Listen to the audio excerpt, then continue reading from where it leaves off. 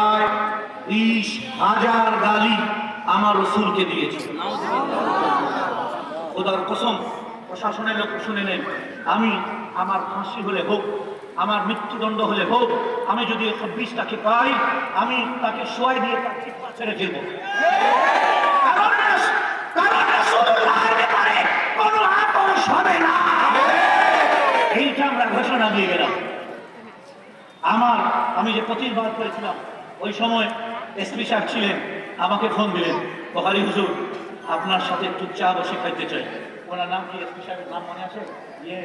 রাতে তো উনি আমাকে ডাকলেন, ভাই আমার তো শরীর ভালো না, ডাক্তারের কাছে যাচ্ছি। তো এরপরে আপনি যখন ডাকছেন আমি যাচ্ছি।